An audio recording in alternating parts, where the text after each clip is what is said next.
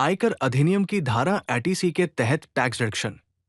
इस सेक्शन के अंतर्गत आने वाले योग्य निवेशों और खर्चों के माध्यम से अपनी टैक्स बचत को अधिकतम करने के लिए एक व्यापक गाइड। अधिकतम डिडक्शन लिमिट 1,50,000 रुपए प्रति फाइनेंशियल ईयर है। सेक्शन 80C क्या है? Section 80C income tax act 1961 के तहत एक प्रावधान है जो करदाताओं को विशिष्ट निवेश और खर्चों पर डिडक्शन का दावा करने की अनुमति देता है। यह आपकी टैक्सेबल इनकम को कम करने में मदद करता है, जिससे ओवरऑल टैक्स लायबिलिटी कम हो जाती है। इसके मुख्य लाभ हैं प्रति फाइनेंशियल ईयर 1,50,000 रुपए का अधिकतम डिडक्शन। ये इंडिविजुअल्स और HUF यानी हिंदू अनडिवाइडेड फैमिलीज के लिए उपलब्ध है। ये लॉन्ग टर्म बचत और निवेश को प्रोत्साहित करता है। सेक्शन 80C के तहत popular investment options. Public provident fund यानी PPF। ये एक लॉन्ग टर्म सेविंग स्कीम है जिसमें 15 साल का लॉक इन पीरियड होता है। इंटरेस्ट रेट सरकार द्वारा क्वार्टरली सेट किया जाता है, जो कि अभी लगभग 7.1% है। मिनिमम डिपॉजिट 500 रुपए और मैक्सिमम 1,50,000 रुपए प्रति वर्ष है। इससे मिलने वाला इंटरेस्ट टैक्स फ्री होता है। एम्प्लॉय प्रोविडेंट फंड यानी EPF। ये सैलरीड एम्प्लॉयज के लिए अनिवार्य रिटायरमेंट बेनिफिट स्कीम है। एम्प्लॉय बेसिक सैलरी का 12% कंट्रीब्यूट करता है और एम्प्लॉयर भी उतना ही कंट्रीब्यूट करता है। सेक्शन 80C डिडक्शन के लिए सिर्फ एम्प्लॉय का कंट्रीब्यूशन ही क्वालिफाई होता है। Tax saving fix deposit. इसमें 5 साल का लॉक इन पीरियड होता है। इंटरेस्ट रेट आमतौर पर 6 से 7% के बीच होता है। इससे मिलने वाला इंटरेस्ट टैक्सेबल होता है। ये ज्यादातर बैंक्स और पोस्ट ऑफिस में अवेलेबल है। इक्विटी लिंक्ड सेविंग्स स्कीम यानी ELSS। ये म्यूचुअल फंड्स है जिसमें 3 साल का लॉक इन पीरियड होता है, जो 80C ऑप्शंस में सबसे कम है। इक्विटी मार्केट में इन्वेस्टमेंट होने के कारण इसमें हायर रिटर्न्स की पॉसिबिलिटी होती है। 1,00,000 रुपए से ऊपर के लॉन्ग टर्म कैपिटल गेन्स पर 10% टैक्स लगता है। दूसरे 80C ऑप्शंस के मुकाबले इसमें रिस्क ज्यादा होता है। सेक्शन 80C के तहत कुछ और investment options. National savings certificate यानी NSC। इसमें 5 साल का लॉक इन पीरियड होता है। करंट इंटरेस्ट रेट लगभग 6.8% सालाना है। हर साल जमा होने वाला इंटरेस्ट भी सेक्शन 80C डिडक्शन के लिए क्वालिफाई होता है। ये इंडिया के सभी पोस्ट ऑफिस में अवेलेबल है। Life insurance premium. ये खुद, पति या पत्नी या बच्चों के लिए लाइफ इंश्योरेंस पॉलिसी के लिए भुगतान की जाने वाली प्रीमियम है। इसमें सिर्फ प्योर लाइफ इंश्योरेंस कंपोनेंट ही क्वालिफाई होता है। 1 अप्रैल 2012 के बाद जारी की गई पॉलिसीज के लिए प्रीमियम सम एश्योर्ड के 10% से ज्यादा नहीं होनी चाहिए।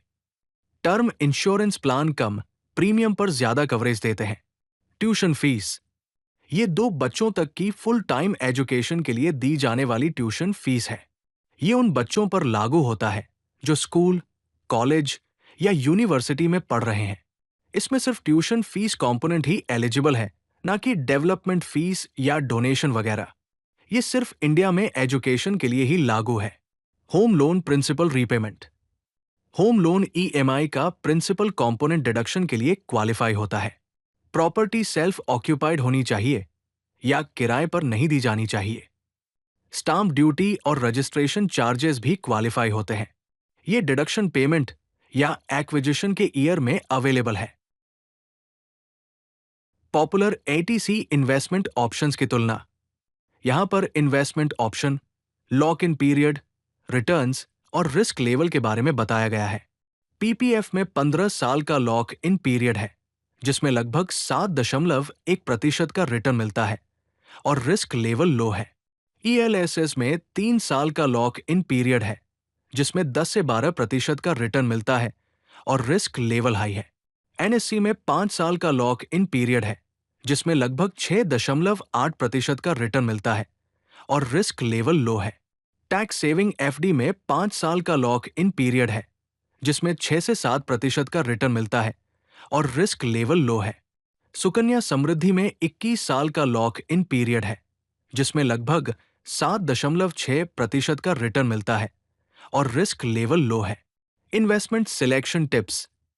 इन्वेस्टमेंट सेलेक्ट करने से पहले अपनी रिस्क लेने की क्षमता पर विचार करें।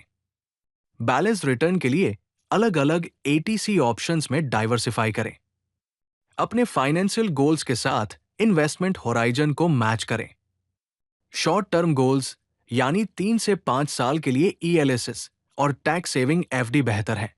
लॉन्ग टर्म गोल्स के लिए पीपीएफ, एनपीएस और सुकन्या समृद्धि बेहतर है। फंड लॉक करने से पहले लिक्विडिटी नीड्स पर विचार करें।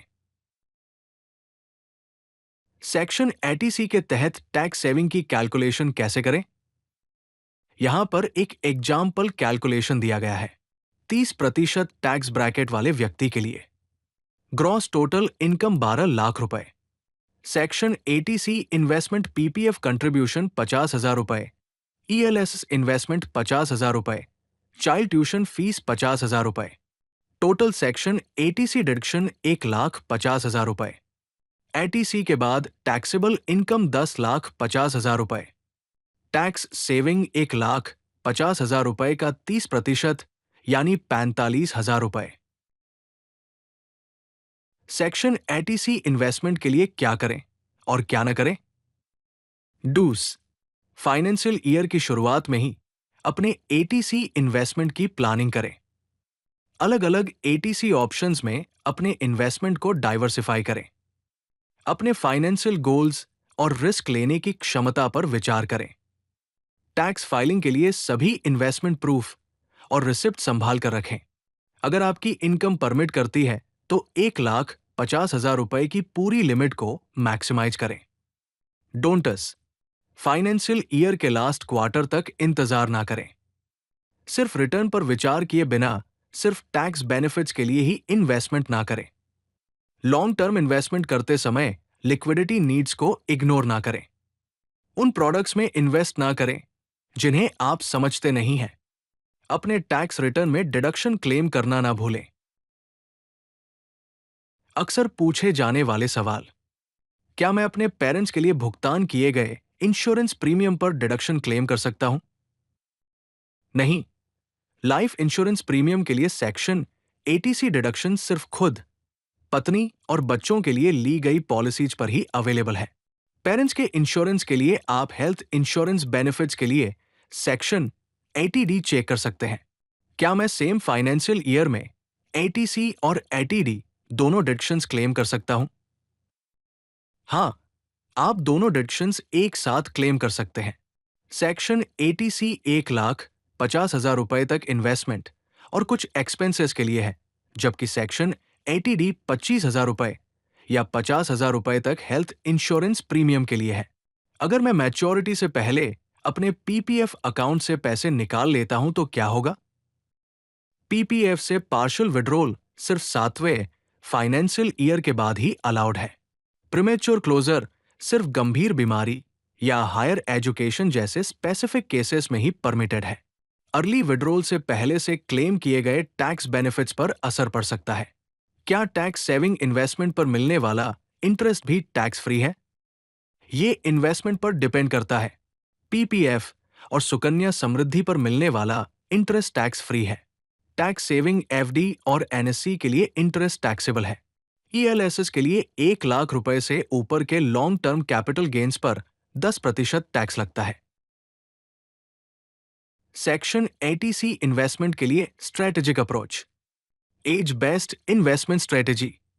यंग इन्वेस्टर्स यानी 20 से 35 साल के लिए ईएलएसएस को ज्यादा एलोकेशन लगभग 50 से 60% तक, पीपीएफ को मॉडरेट एलोकेशन लगभग 30 से 40% तक, टैक्स सेविंग एफडी को कम एलोकेशन लगभग 10% तक, मिडिल एज इन्वेस्टर्स यानी 35 से 50 साल के लिए ईएलएसएस और पीपीएफ के बीच बैलेंस एलोकेशन लगभग 40% प्रत्येक, टैक्स सेविंग एफडी या एनएससी में बाकी बचा हुआ 20%, सीनियर इन्वेस्टर्स यानी 50 साल से ज्यादा के लिए पीपीएफ, एनएससी जैसे सेफर ऑप्शन को ज्यादा एलोकेशन लगभग 70% तक। ELSS को कम एलोकेशन लगभग 30% या उससे कम। Goal based investment strategy, short term goals यानी 3 से 5 साल के लिए। ELSS फंड्स जिसमें सबसे कम 3 साल का लॉक इन पीरियड होता है। टैक्स सेविंग फिक्स डिपॉजिट जिसमें 5 साल का लॉक इन होता है। मीडियम टर्म गोल्स यानी 5 से 10 साल के लिए। नेशनल सेविंग सर्टिफिकेट यानी NSC और ELSS और PPF का balance mix. Long term goals यानी 10 साल से ज्यादा के लिए। पब्लिक प्रोविडेंट फंड यानी PPF, सुकन्या समृद्धि अकाउंट जो गर्ल चाइल्ड के लिए है, और एम्प्लॉय प्रोविडेंट फंड यानी EPF। मुख्य बातें। सेक्शन 80C प्रति फाइनेंशियल ईयर 1,50,000 रुपए तक का मैक्सिमम डिडक्शन देता है, जो आपकी टैक्स लायबिलिटी को काफी कम कर सकता है। अपनी रिस्क लेने की क्षमता और गोल्स के आधार पर PPF, ELSS, NSC, tax saving FD जैसे कई इन्वेस्टमेंट ऑप्शंस में से चुनें। अपने इन्वेस्टमेंट की प्लानिंग फाइनेंशियल ईयर की शुरुआत में करें और उन्हें अपने शॉर्ट टर्म और लॉन्ग टर्म फाइनेंशियल गोल्स के साथ अलाइन करें। याद रखें, टैक्स प्लानिंग फाइनेंशियल प्लानिंग का सिर्फ एक पहलू है।